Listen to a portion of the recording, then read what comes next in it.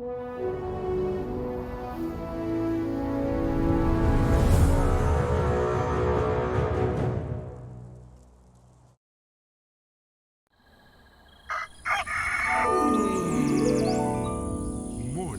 with Max.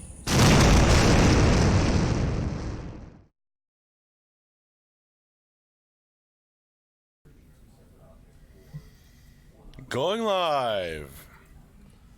Good morning, folks, and welcome to another Morning with Max. I am Max Porter. I am the writer, editor, lore keeper, board game designer, stream host, and various other things here at City State Entertainment, where we are working on the MMORPG Camelot Unchained. Good morning, the Zen Effect. Good morning, Dino, Lotoween, Sirius. Sounds good, says Lotoween. Excellent. Well, good morning, Helzik. I have been promising for a while that I would read the recent Becoming story about the Svartalfar, a possible proposed race for Camelot Unchained. I could read that for you if you like. Probably should change the name of the stream to get it automatically sorted on YouTube, but Zeneffect says yes. Dino says, ooh, lore reading. How was the long weekend? I had a good time, Dino. Alright, sounds like people want some lore reading this morning. So I will do that in just a second. Let me just change the name of the stream real quick. What do we call it? Storytime.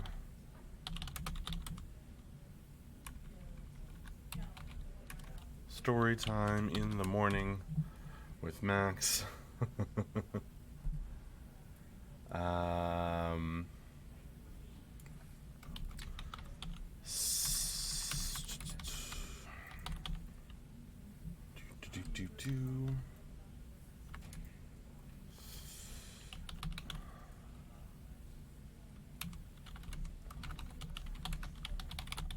Hopefully that's not too long. Excellent. Okay. Before I do that, is there any word on testing this weekend? I don't have the latest word, Lotoween. Folks, for those updates and news, of course, we do that in our Friday afternoon update, end of week update, and Q&A. So that's going to be in 5.5 hours. Helzik, Nordic Dark Elves. Are they elves? Are they dwarves? Who cares? Yeah, exactly. in our mythology, in the world of Camelot Unchained, they are Dark Elves.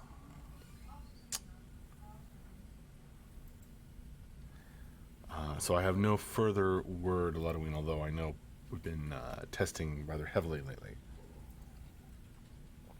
Good morning, Grimslag. Alright, we're going to get into this lore story.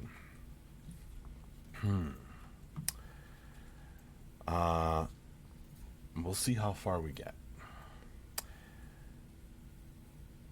The Becoming, Svartalfar, the Dark Elves. So, you wish to know the tale of the Svartalfar. The saga of the Dark Elves is a strange one, though it may serve to amuse us this cold night.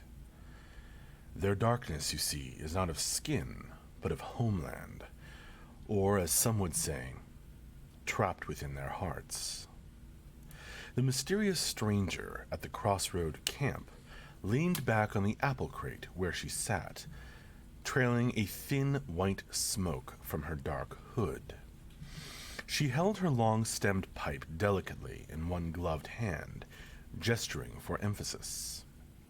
In the flickering embers of the communal cookfire, it was impossible to discern her face, though her low voice commanded the attention of all present. In her other hand, she held a half-eaten apple. The people huddled closer to the glowing logs, their faces orange in the light. Another figure, shrouded heavily against the autumn chill, spoke. "Well, give us the tale as you know it, traveler." He sat across the fire from the storyteller and warmed his well-wrapped fingers close to the embers. Something in his voice almost made the storyteller peer at him, but she seemed to remember herself and huddled deeper into her hood. "Well do I know the doom of the Svartalfar, the story of their descent, their transformation, and their return.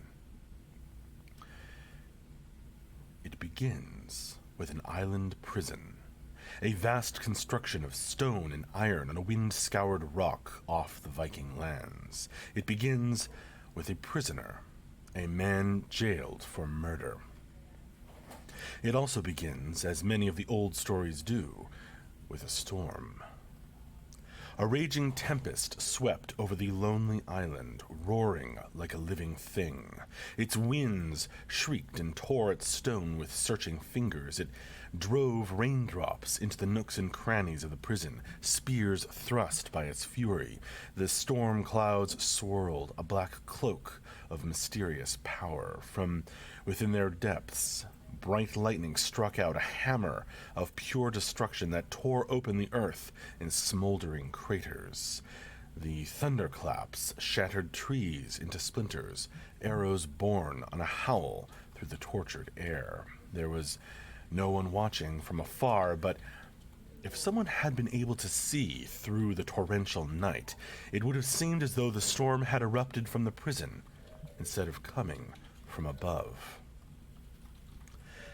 Deep in the dark stone cells, a murderer shivered and waited. He was waiting for the death that would surely come, for no Viking would be foolish enough to venture out in a storm, and such a storm to rescue prisoners. Brave enough, skilled enough, certainly, but not foolish. Ivaldi knew there was no one coming. When the titanic forces of the malevolence ripped open the stone roof of the prison, and its power began to tear at him, he only shrank deeper into the ruins that remained. Around him, in the blinding brightness of distant lightning strikes, he could make out the multitude of other prisoners doing the same, exposed to the sky for the first time in decades. He felt a deep sorrow for everyone on the island, his friends and compatriots in the prison, for after so many years, the inhabitants had grown close, knowing one another. They had become brothers, sisters, or even married one another on the island, forming their own criminal society. Now, they were all going to die. A few figures, struck by the magic of the storm, were already shifting and stretching as they screamed into the rain, transforming against their will into horribly twisted abominations, falling prey to the magic, their taste of the wild night air only momentary before their souls were trapped in a repulsive new body, rendering most unconscious in one terrible instant. "Sleep deeply," the storm seemed to say, "for there are only wild dreams tonight, dreams of freedom, but dreams only." The rain pelted the island, 100,000 weapons from the enraged heavens. Under their assault, Ivaldi felt the earth washing away beneath his very feet as he crouched in a cold, wet corner like a hunted animal. Before him, great fissures opened, dropping away into darkness as the malevolence ripped the island apart from the roots. The unrestrained veil magic was twisting, changing. All was chaos and destruction, beaten by the rain and torn at by the winds. Ivaldi crawled forward, desperate. He needed to get out of the storm and hide from the magic. However, as he was about to drop into the chasm, he saw, in another flash of lightning, some other convicts shivering as they huddled among the ruins, not yet transformed. Ivaldi paused for a long moment, shivering as well, one hand extended to the dark chasm that had opened.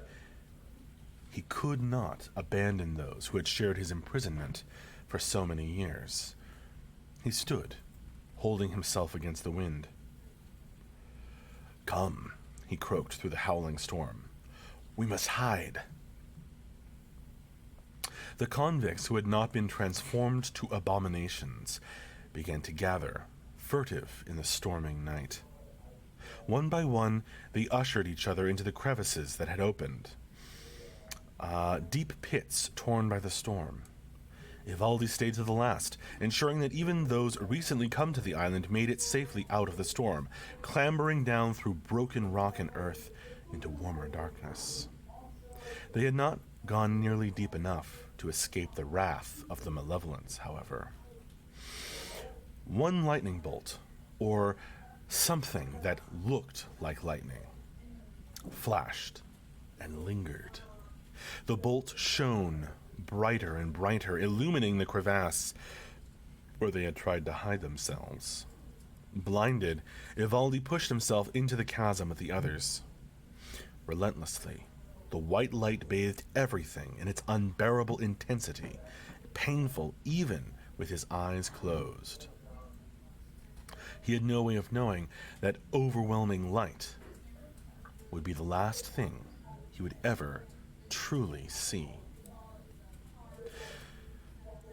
Pressing on, groping in the close fissure, the convicts crept further from the storm. Down they went, finding warmth and shelter in the close spaces where the earth had cracked or worn away. The wind could not touch them here, nor the rain wash them out to sea. However, the veil's magic pursued them, even as they descended. Down, down, down they went. All the while, the power of the pierced veil began to change them. Perhaps it was the decades, or in some cases generations, of imprisonment beneath a cage of stone. Perhaps it was a judgment upon them by the universe itself. Whatever the reason, they began to change. In the darkness, and still stunned by the strange lightning bolt, they could not see what was happening. They became something out of story, out of myth, out of nightmare. They became something else, pale as worms that crawl beneath mountains. Their limbs lengthened and became flexible. Their eyes became red with staring in the dark. Still they groped onward, as the great chasms and cracks continued to lead them onward. Shaking and shuddering as the power and pain of the change overtook them, some called to their fellows, hoping for succor, direction, or to express their despair. However, Ivaldi would not let any of them stop. "Keep crawling," he urged, in a clenched hiss that carried over the echoing storm. Something had taken root in Ivaldi, growing out of the bleak despair and hopelessness, a grim determination that they would not die out, these island prisoners, abandoned by the mainland. He did not know how, he did not even know why, but Ivaldi would not allow any more of them to give up and die. Time stretched and snapped back as they crawled desperately downward. The malevolence went on for an eternity as they squeezed and wriggled and bled, scraping farther, yet there always seemed to be further they could flee. At last their probing limbs reached an open space. Shivering with expended effort, the changed convicts sprawled upon stone, warm and smooth. A strange place. They would only come to know it later, but they had reached the inner world, full of magic. As the desperate fear left their bodies, many slept. Gradually, silently, the deep chasm above them closed. The storm buried them deep beneath the earth as they lay unknowing. However, when they awakened, blind and trembling in the true black beneath the world, they discovered they were nearly too weak to move, and the passage had closed. Word spread. Through the weary group, a sorrowful wail went up from the lifelong prisoners, now imprisoned once more. They had survived, but now true despair set in. The dread of a slow death. Ivaldi raised himself with both arms. He was weak and thin. There was no strength in him. His eyes stared uselessly. They still burned from the pain of the bright lightning up above. Or perhaps it was from something else. He wasn't sure how long they had crawled down. It could have been minutes or years. The sensations of heat and cold, smooth and rough, pain and weariness assaulted him, but the omnipresent darkness was a void he could not bear. How important that tiny window in his cell had been. A cry sounded. A child was weeping, held by its mother somewhere nearby. Ivaldi heaved a labored breath. There was no immediate danger anymore, but after their long journey, none of them was strong enough to stand, nor could they see or help themselves. Death was closer than ever, an omnipresent figure that waited for them to give in. Ivaldi wept, like the child, his eyes streaming blood as he felt the unjust tragedy of their deaths settle in. He poured his despair out in a scream, which became a scream of rage that went on and on, past the breath in his lungs, and still he strained, pouring out his pain and anger without sound. If not for what happened next, they all would have perished in that black cavern. Ivaldi felt something shatter within his mind. A power, planted like a seed within him by the Veilstorm's magic, began to grow. It was a dark, dreadful power that lent strength to his limbs and impelled him upright. It was a burning magic that rushed through his veins and pores in a destructive chaos, damaging him from within even as it lifted him up. Struggling to master himself, Ivaldi gasped for air. In response, as if they felt it too, gasps erupted across the convicts in the dark. They all possessed the darkness within, the power that coursed through every vein, and they all soon knew of the terrible price the power exacted, for the pain after unleashing their dark power was beyond anything they had ever known. But they could stand. They could move. If there had been an enemy, they could have fought. The power was heady, like strong wine, and when released from confinement within, raged and rushed through them in a glut of undirected glee. Each felt as though they could break stone with their fingers, hurl the most powerful spells, and run 7 leagues in 7 minutes. The rush of dark power had stunned them all, bursting the bonds that held it contained within, and bringing with it pain. Yet, they were still lost in the inner world, in the utter blackness, unable to find their way. Trying to control it, to keep the magic from ripping him apart, Ivaldi stared and stared in the black. His eyes, damaged and burning, did not work. But a tingling sense of space and distance, another sense, was pulled painfully out of him. It was like sight, but not seeing. Red, painful knowing where things were. Every turn of his head or movement of his atrophied eyes pinched painfully, but he knew without light, in the blackness, exactly where everyone stood, where the cavern stretched away, where all the myriad tunnels and entrances lay. Laughing with the exhilaration of the power madness that had come over him, Ivaldi taught this trick to all the rest. And thus they were able to circumvent their useless eyes. Armed with such power, they could finally move and explore their new world. They had become the Svartalfar, the dark elves of the black places. They built a new life down there, in the inner world. A good life, among the strange caverns and creatures that exist there.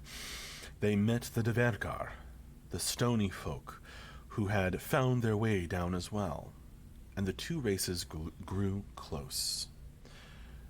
But this is not a tale of the inner world. They found many secrets down there in the deep, but the greatest secret of all lay within their own veil-marked flesh.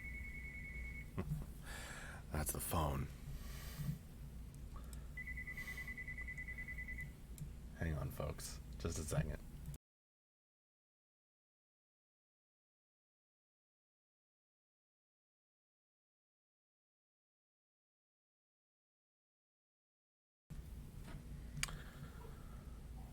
They found many secrets down there in the deep, but the greatest secret of all lay within their own veil-marked flesh.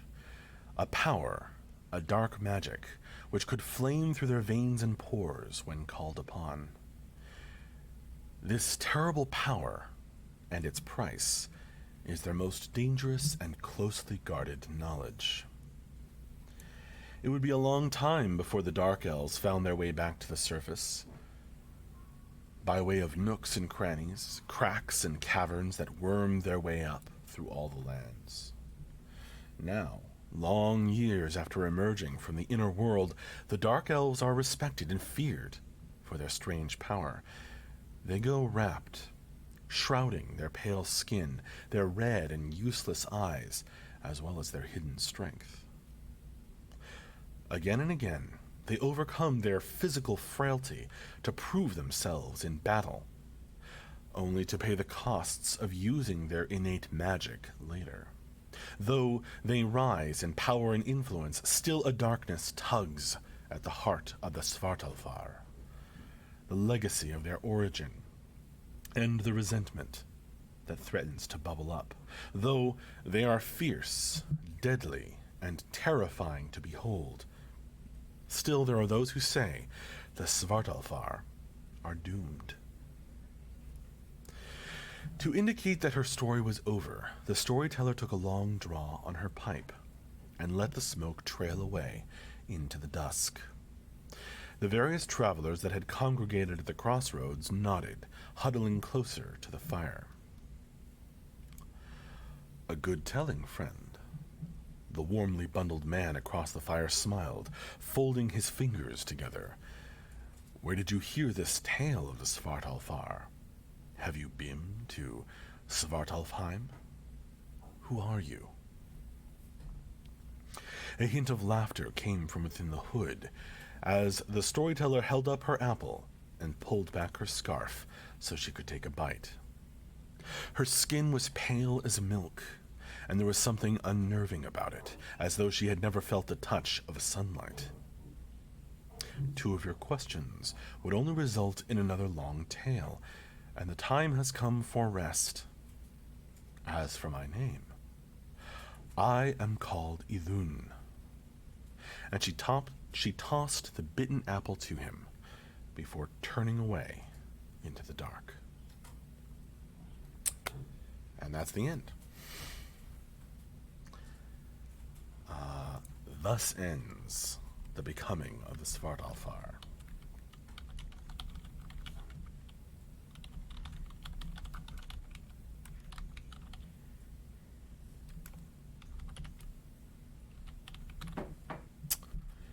Cool. Boo. Pesky Vikings. Halloween, was that story all Max, or did MJ write some of that? I wrote it. MJ worked with me on the concepts, of course, of the Dark Elves of the Svartalfar. It was in conversation that I think he suggested that they, their main traits, the blindness and the overcoming it with their, kind of dark power. I developed these things, but and I wrote the story. But that all has like game mechanics implications. I understand Coach D, the Tuaha becoming.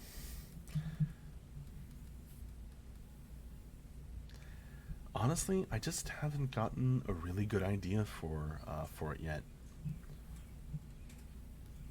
I have worked on it, but I haven't gotten a really good idea for the Tuaha becoming yet. Challenge Max to pronounce Dragonborn names. Yikes. I don't think I say Svartalfar correctly. So, my apologies. Maybe I'll need to do another reading. In the middle of the story, I was like, oh yeah, I forgot to look up how to pronounce this correctly. Oops. But it was too late. You're welcome, Dino.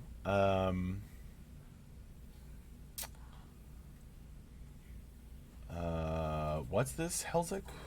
I don't know what you're talking about at all. I just don't get the joke. Sorry. Iviligo. I missed the beginning, so I'll have to watch the recording later.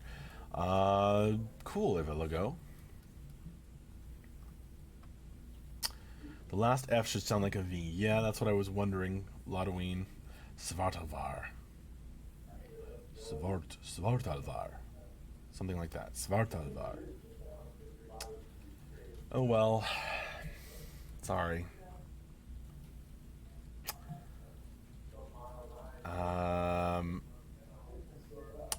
Yannick HP. Damn, I was late. Nah, it's alright. It's preserved. It should be sorted into the YouTube playlist.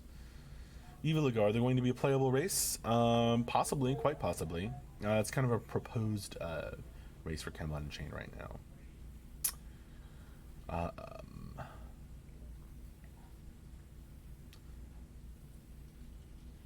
You could ask Mark. So the Dark Elves are blind. The Svartals. This is Svartalfar. Yeah, Strike. Except they have a certain magical ability to see, nevertheless, or a sense like seeing, as I describe it in the story, anyway. Halloween, isn't the Nuada story the Tuaha becoming? It's a good question. I mean, technically the Nuada story is the Silverhands becoming tale. So I guess I have to say no. It's not the Tuaha becoming. But it's certainly long enough to cover both.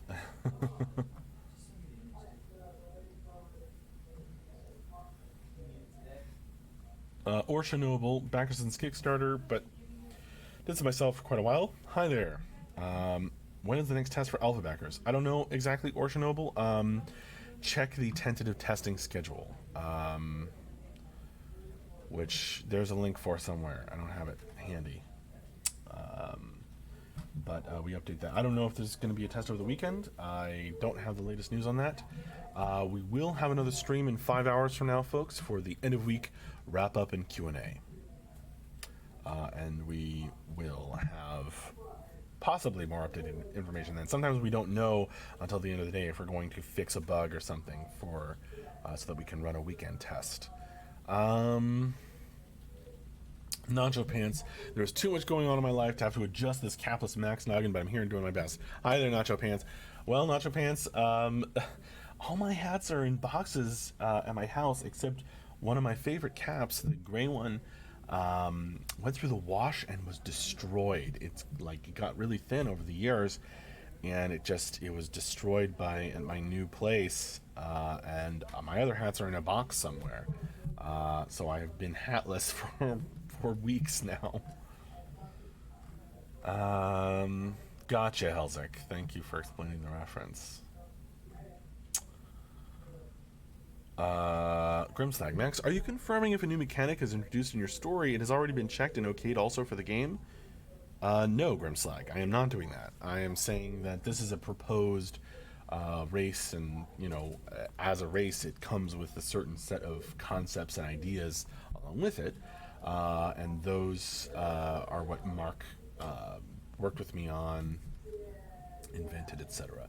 So, not confirmed, no. Slotwing, sort of like the Grave Depths Raid is a scorpion monster becoming. Quite true, quite true. Eviligo, so if people are no longer aged, does that mean all the races have these immortals who remember these stories firsthand? And the only old people are ones from the time of the first breaking. The only old people are ones from the time of the first breaking. We haven't gone into detail. The way the immortality works in our game and in our world, we haven't really defined in every detail Eviligo. And it certainly seems as though it's possible for people to have different lifespans, rates of aging. They can be, they're almost but not quite immortal. Maybe it's mysterious. It is intentionally mysterious. We've left ourselves a lot of freedom in the storytelling, and in our ability to design game mechanics and how that works with like resurrection and stuff. So Eviligo. That's a really good question. I would say it certainly hasn't resulted in people kind of being frozen in their aging process. I don't think that has been implied at all. Now, the Sword Brothers still retain quite a bit of their youthful vigor and perhaps other youthful qualities as well. So, but then again, the rules may be different for them, is what I'm trying to say. So, Eviligo, it's mysterious, and there are clues scattered throughout, and not all of it is completely nailed down. Great question, though. Nacho Pants. We've been talking about you unpacking for weeks now. R.I.P. to the gray hat. I am sending a hat. Oh, man. Thank you, Nacho Pants. You don't have to do that, but it's appreciated. Yeah, I know. I mean, what can I say? Unpacking takes a while. Especially when you have a little baby running around trying to get into trouble. I'll probably be unpacking for, who knows? It feels like forever. Yes. Aeon the Web, thank you so much for, and Salidri, thank you both for so much for dropping the tentative testing schedule link. I really appreciate that. Google, stoked to see you guys working on this. You're welcome, Eviligo. Strike, maybe they still age, but the rate is slowed a lot. So, like, by a factor of 10, that might be at Strike. I really can't say exactly how it works. Partially because it's not completely defined in our lore. It's not completely stated full out, and it may not work the same for everyone. Okay. Helzik, so in other words, Arthur has been loving on his cat lady for thousands of years. Or more like Lady Cat, says Ladaween. Elzik.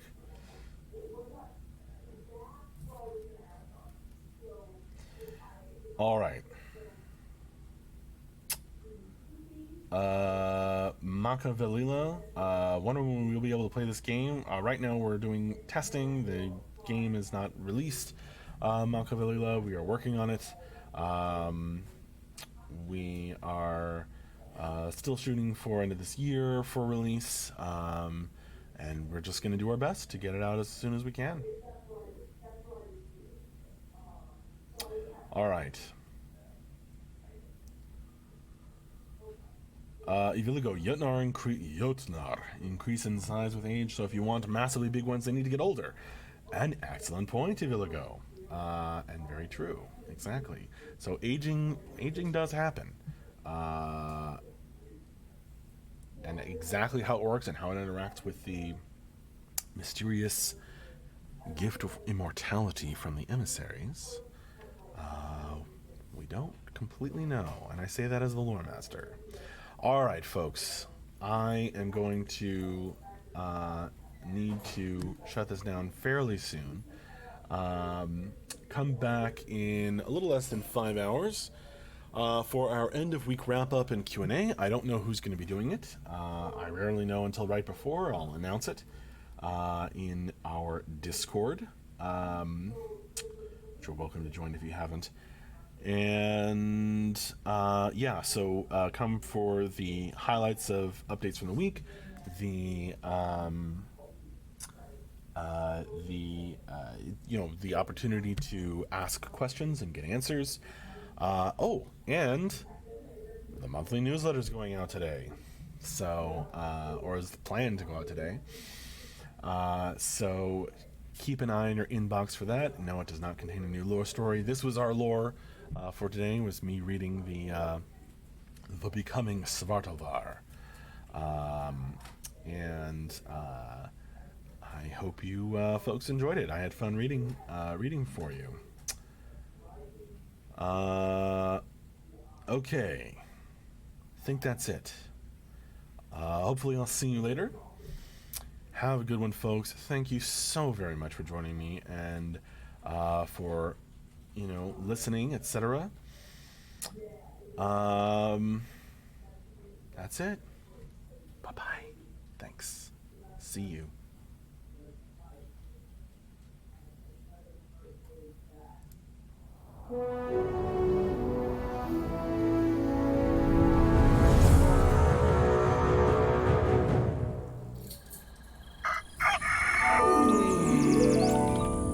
Morning with Max.